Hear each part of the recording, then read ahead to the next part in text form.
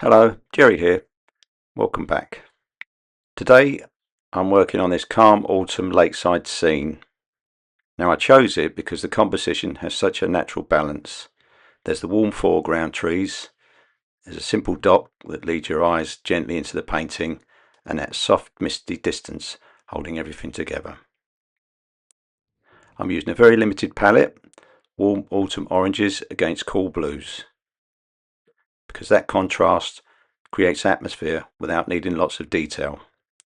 It keeps everything loose, fresh and full of light. In this demo, you'll see how I simplify shapes, suggest reflections without overworking them, and use a few well-placed darks to bring the whole scene to life. So let's get started. Right, first thing I'm going to do is to wet the paper using a mister, not too much, just slightly damp so that the paint flows easier. And then I'm going to be using a very watery mix of Payne's grey, and I'm using a size 13 Skoda mop.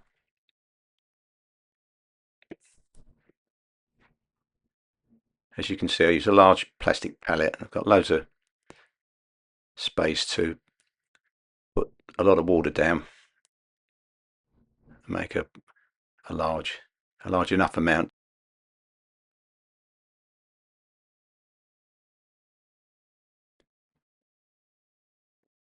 to go over the whole paper. Starting from top to bottom, I've got the board slightly tilted and just letting the water run down, the paint run down. The only part that I've not put paint on is the landing stage to the top of it.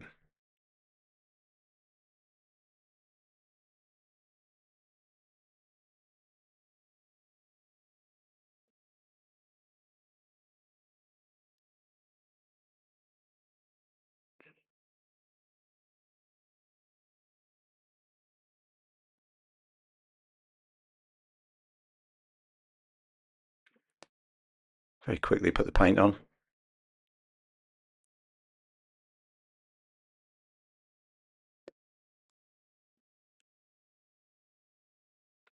And then I'm going to let that dry before the next stage, which is the far distance.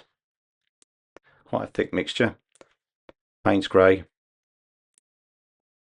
with some French ultramarine.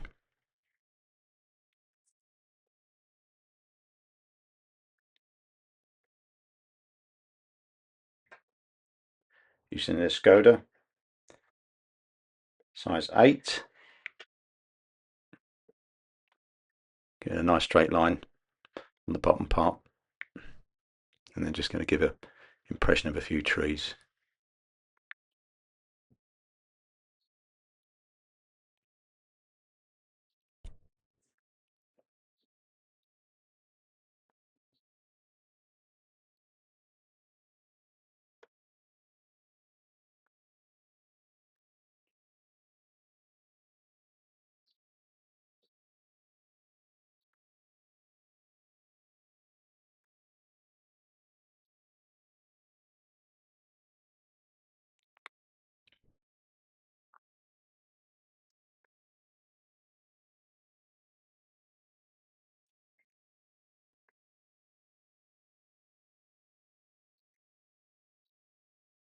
And then using a rigger brush, just putting a few details of just a few distant branches.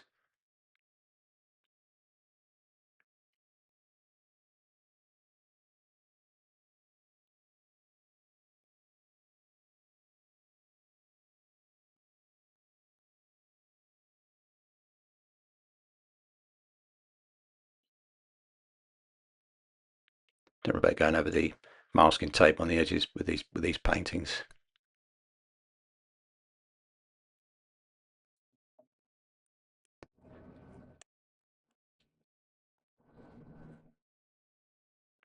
I'm using Saunders Waterford £140 rough paper. and taped to the board with masking tape, as I said, and it's just a tilt at a slight angle. I would probably prefer it to be slightly more of an angle, but this is necessary for filming the painting, having it more or less flat. Clean the palette. There was too much paint all over the place. Quite often I just leave it, but if there's small pools, and dip into them. But I've just left a little bit there. And now the warmth of raw sienna and burnt sienna to start on this tree.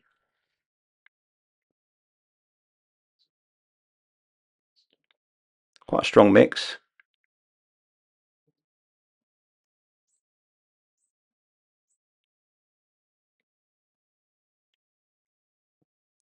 If you are going to be doing this painting, I've done quite an extensive outline drawing, which is on the website. Gives you a lot of edges to follow, and also some of the gaps as well, should you need reminding when you're putting the wash on that you do have to leave some gaps in the trees.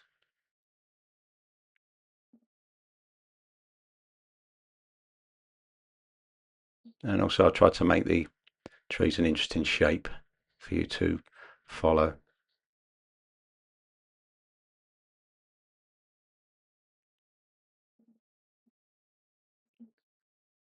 This is the first wash. We'll be going over again and just using various amounts of raw sienna and burnt sienna, but mostly burnt sienna. The brush I'm using is a Tintoretto size 9. I do like them. Their brushes. This has quite a long point on it. Does the same thing sometimes, but it's quite nice when you're doing large areas.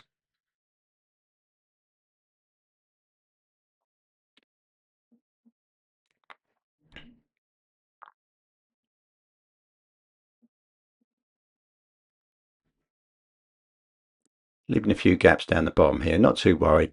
There will be a lot of darks going over to cover this, so I don't need to worry too much about doing where the lines are.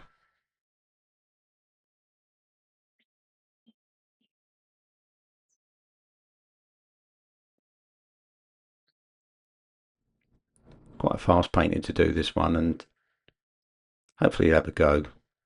And I've tried to make it as simple as possible, as long as you've got a reasonable understanding of watercolour. It shouldn't be too difficult. And then I've added more water to the mixture that I'd already got up there for these distant bushes. Again, not too worried about the going over the outlines of the tree. They'll be dark and they'll cover that. And then this is a colour called Jaune Brilliant, which is raw sienna and white.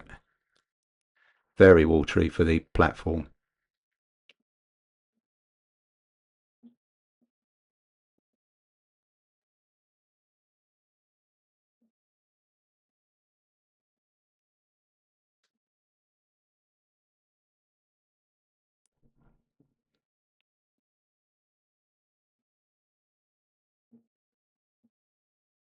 And then just taking off some of those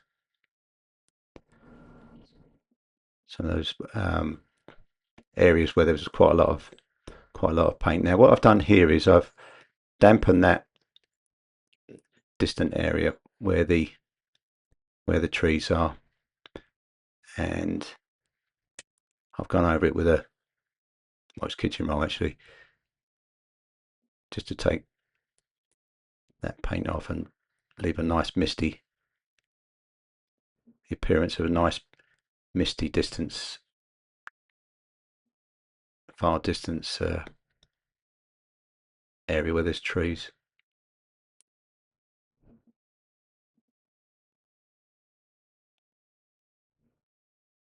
As you can see, it's taken quite a lot of the paint off there. That was quite nice. And you can see how the raw sienna and burnt sienna have dried now. Very much lighter.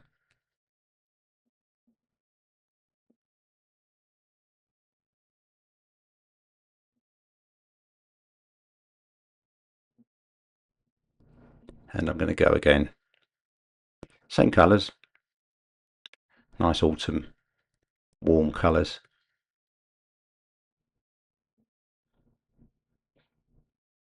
Mostly burnt sienna. Very thick paint for this bottom area. I want the bottom area to be darker than the top, which is going to give the impression of light coming from the right. Don't forget to leave those holes and keep those nice shapes.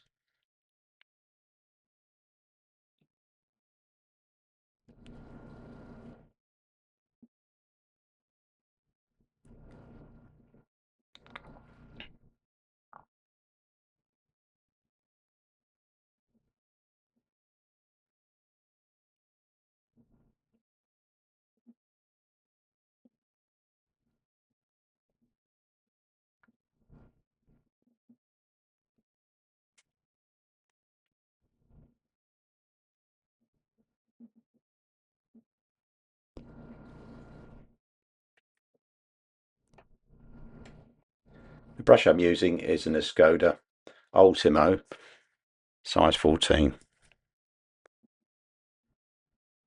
Lovely brush. They're not too expensive. Synthetic. Now I'm going a bit more watery now. Keeping that wet edge, working from the wet edge though, keeping that edge. Don't want any lines. And it's got such a fine point, I can do a few flicks.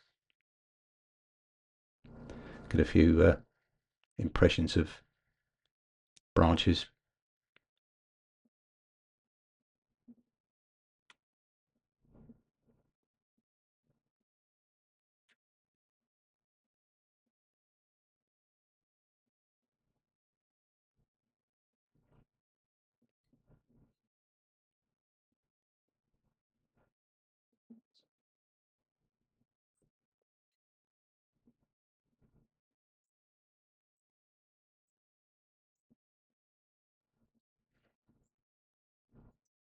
And now putting a second wash on the lower part of the bushes, leaving the darks till last.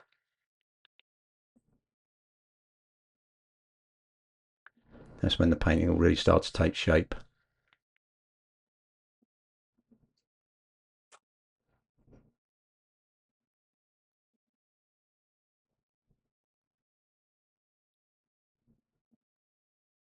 Just trying to vary it as I come down. Don't want it to just be a flat wash. Using some strong, some not so strong paint.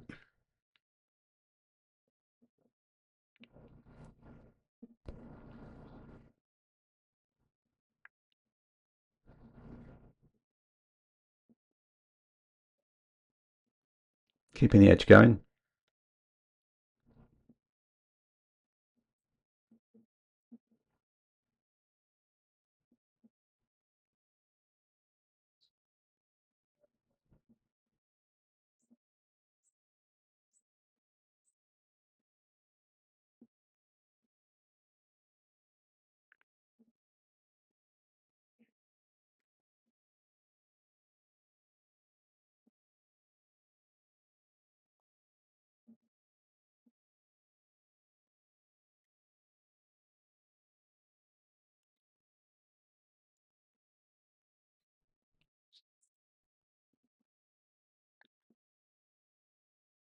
And then just brushing some water on this to lose those hard edges,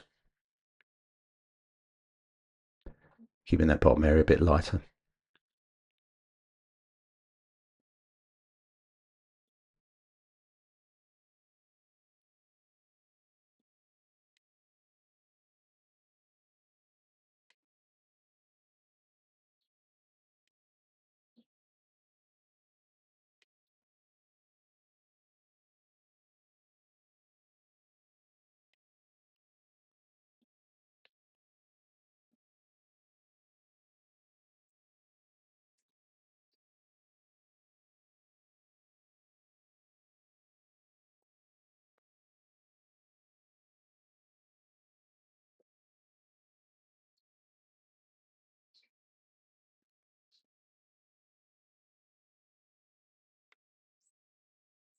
It's looking quite varied now.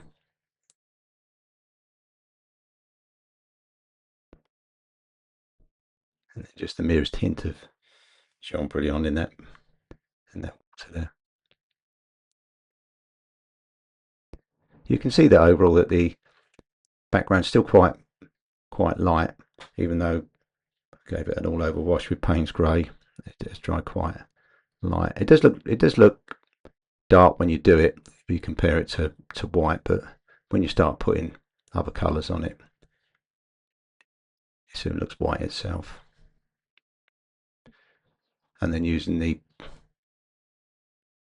number 2 rigger brush, which is another Escoda Ultimo. We're just putting in some odd leaves and things.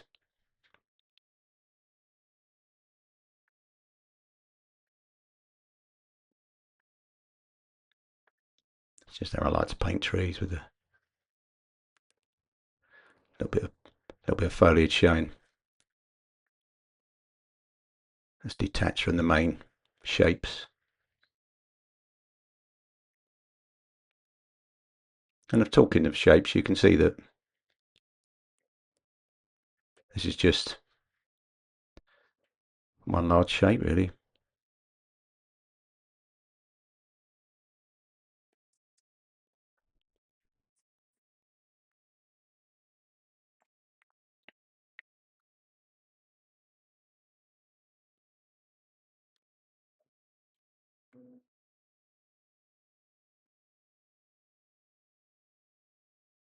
Spending a bit of time with this, just trying to make it look as random as possible.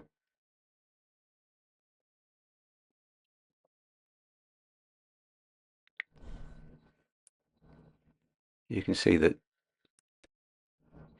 now I'm putting the darks on, using just raw umber, virtually neat for this. When I go over with the second wash, the darker tone, I think it'll look better than if I just did 2 really dark washes.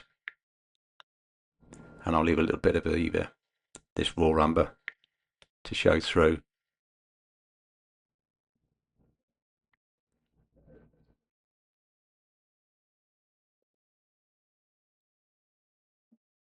Doing what I can with this brush. This is an Escoda Perla size 8. I'll do what I can with this.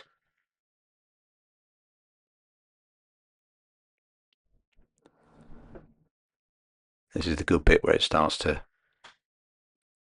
look 3D.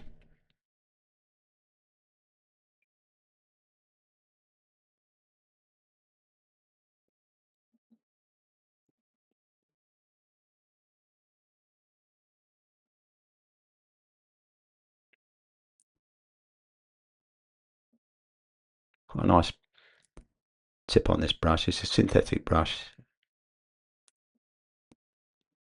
and it's nice for doing quite fine work. Just a bit larger than the rigger brush, and of course you can still use it for doing larger areas, which I'm doing now. Just randomly putting in areas of raw umber And while this is wet, I will be mixing other colours. All looks a bit messy, these first couple of washes. And then when the darks come in, it'll start to take shape.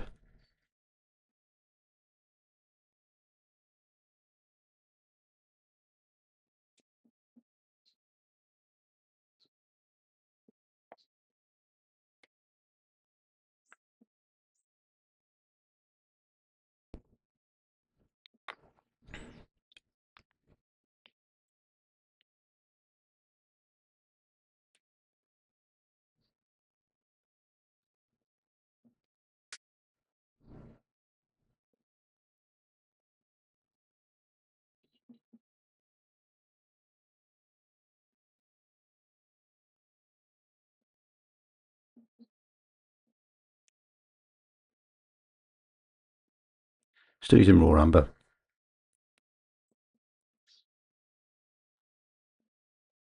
The paints I use are Winsor and Newton. The artist grade. And I do have some Jackson paint as well. The artist grade. The raw umber is Jackson's. Quite like that. It's good paint, quite cost effective. I find it on a par with the better brands. Now I'm using neutral tint, Payne's grey, a little French ultramarine. Make a start on these trunks. The second wash I put on lower down is dry now.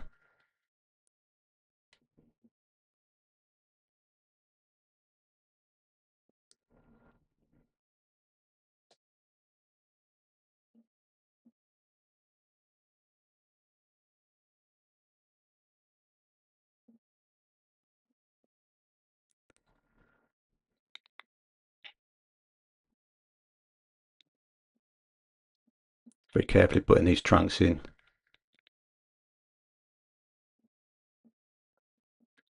And quite often when you're doing these trunks, it is about brush control, and then push down on the brush at the base and release as you go up. It's quite a good thing to practice actually.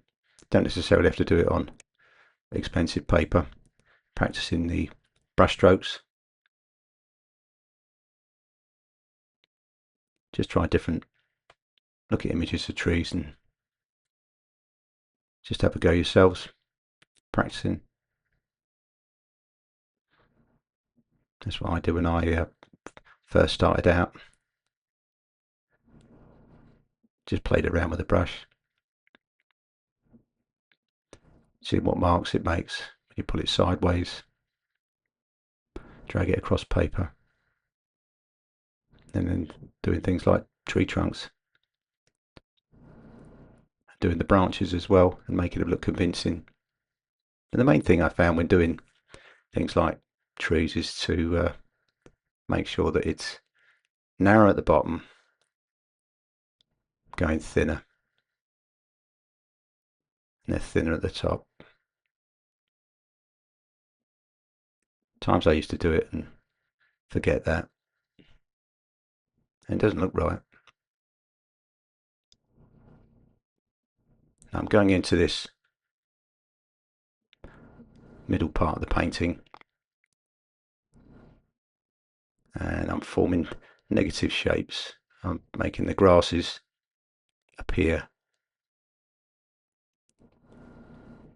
by forming the shapes with this dark colour.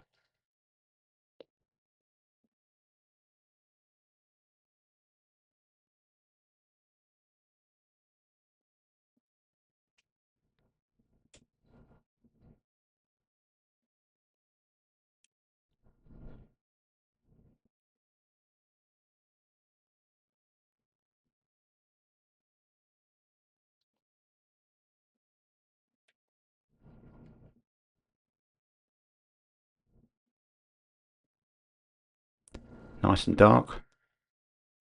Really good contrast with these golden colours.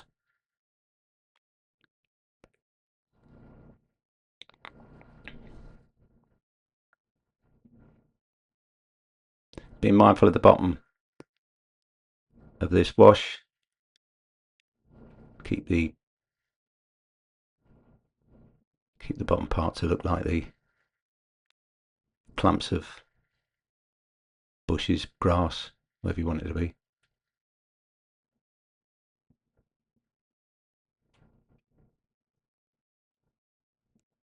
And then as more darks come on and get more shapes, it will start to look a bit less messy.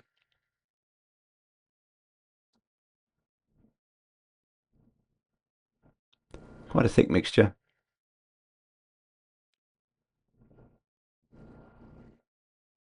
Not covering everything, just leaving little gaps here and there.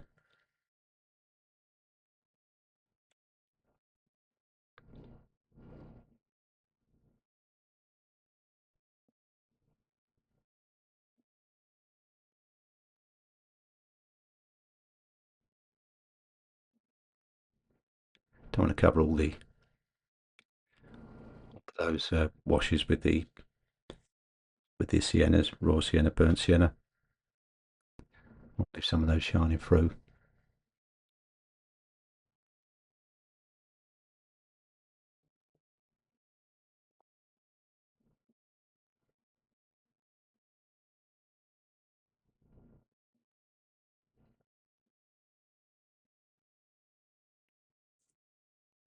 Keeping that riverbank, the bottom of the riverbank dark as it would be, and left that reflection of the tree at the bottom, left that light.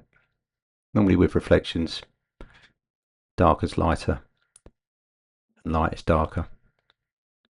I can tell you why, but that's the case in most instances.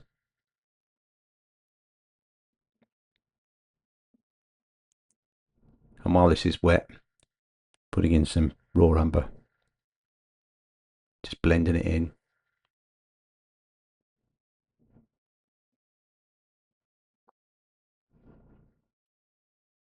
Didn't particularly want hard edges there, and the same at the top. Just losing some of those hard edges with some raw umber. All that dark paint still quite wet. I've got a little bit of time to work, and then just going into the burnt sienna mixture, doing the central part.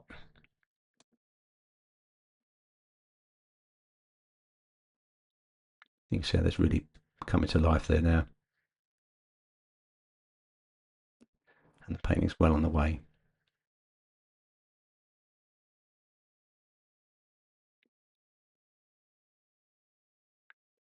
And while it's all very wet, adding some more colour, raw umber.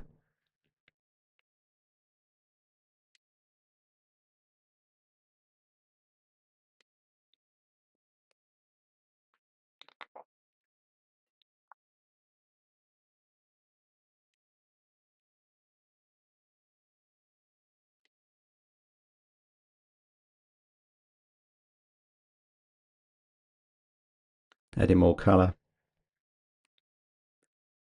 Keeping a little bit of French ultramarine in the mixture. Don't want it to be black.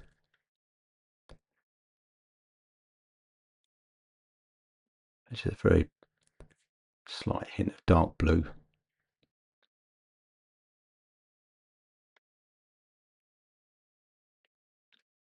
Using a number 8 brush to put in some of these branches of its fine point.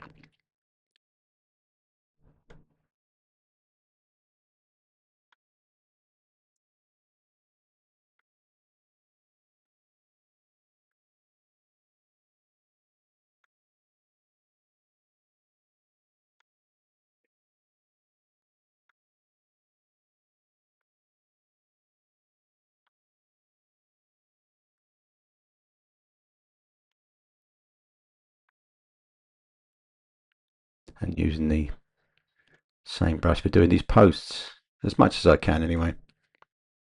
Some of them are a bit too fine for this.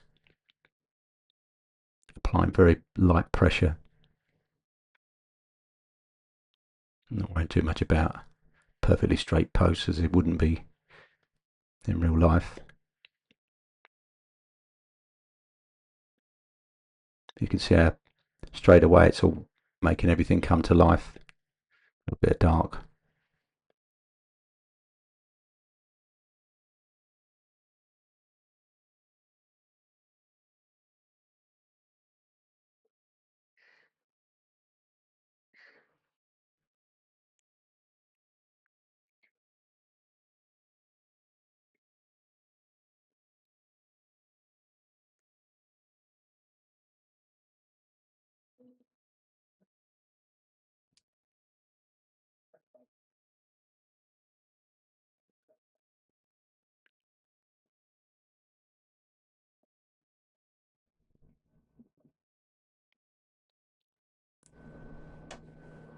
I'm going over this raw umber mixture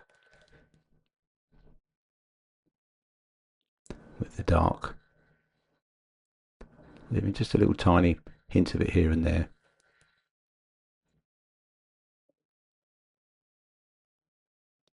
The reflection of the platform. Doing as much as I can with this brush. I will move on to the rigger in a minute, which I'll then be doing quite a bit of work with. Quite slow this part because it's got to be right. If you go wrong with these darks, it's very difficult to lose it. I mean, one way is gouache, touching up here and there, but it's nice if you don't do that. And then stop the eye wandering out the painting. I've just done a few stones and clumps of reeds and things on the bottom right hand side.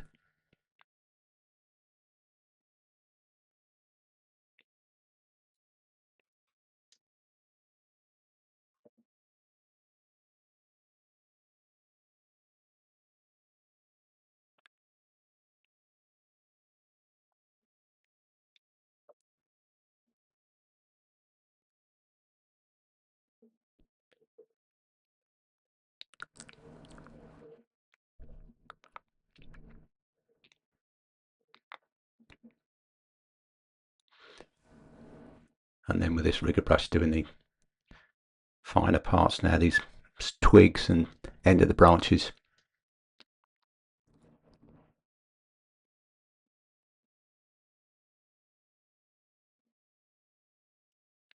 Trying to make these branches look painterly. And by that I mean not just doing straight lines and then taking the brush off slightly every now and then.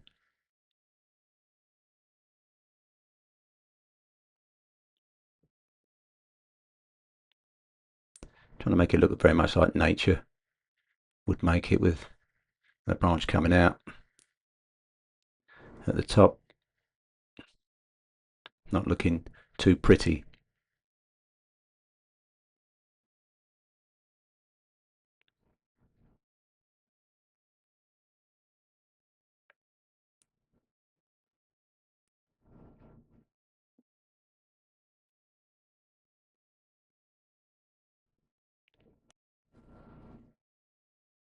And just going around having fun with this little bigger brush, flicking and putting grasses in and things.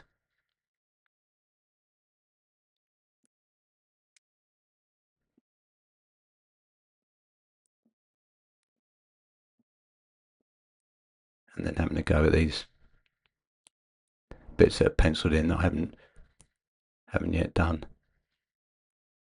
and quite carefully. Steady hands needed for this. Only get one go. Excellent point on this rigger brush. I'm using the size 2 Skoda.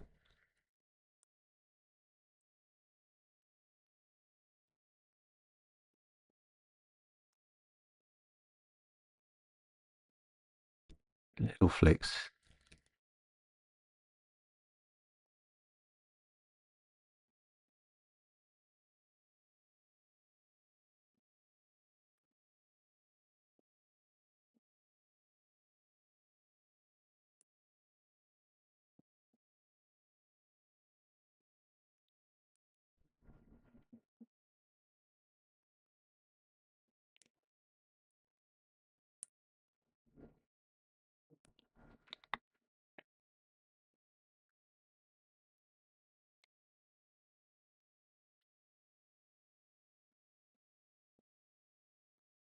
And then there's these reflections.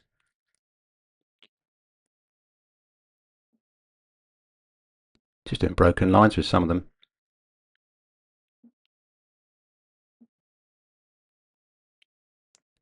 Just a little hint of, a little bit of, the slightest bit of movement in this water. And a few faint lines. It's enough to give the impression of very slight movement. Keep dipping in. Then you paint on this tip.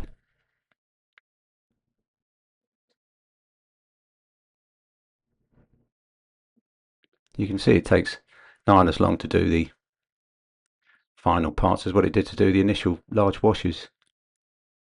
But it's very important to work slowly and keep it reasonably accurate.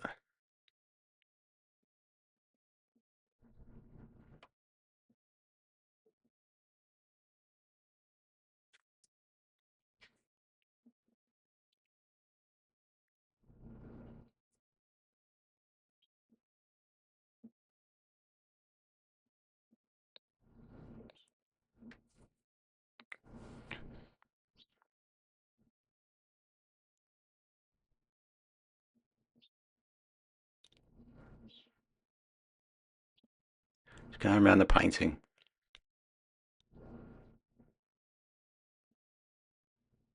Having a look, see what's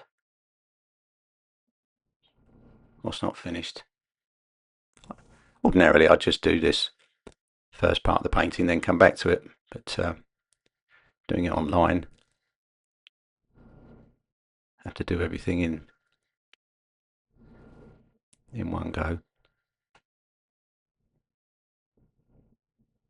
This is what I like to do. I like to see it exactly as it was done in the time it was done.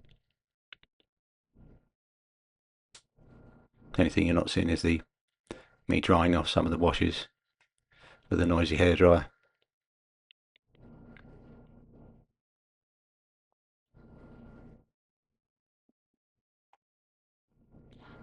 And once again going over with these darks, second wash on that trunk.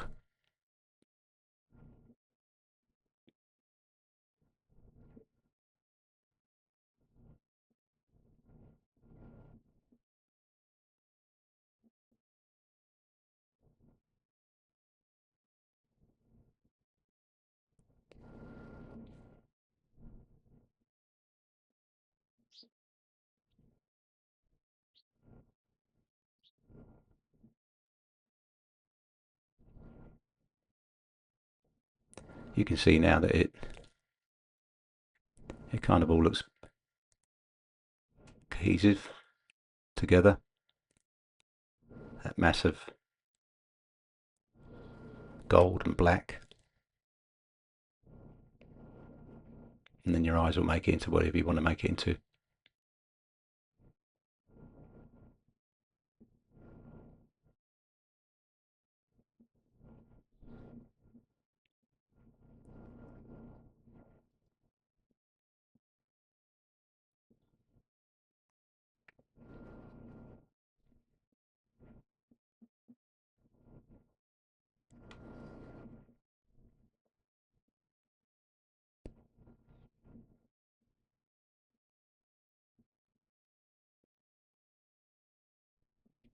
Still looking where I need to do some things. Now this is called spatter.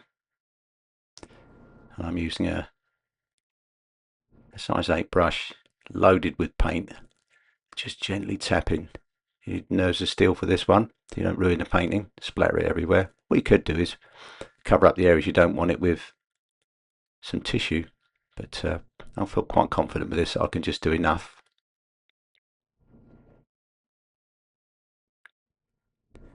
And just putting a little bit on the top part where those branches are.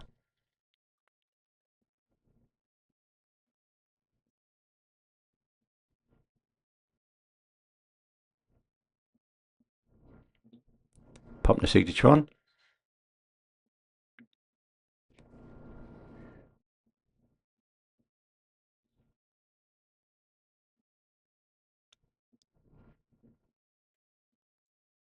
And now taking the tape off.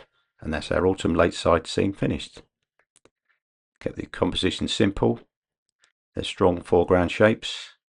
There's a clear lead in with that dock and a soft quiet distance.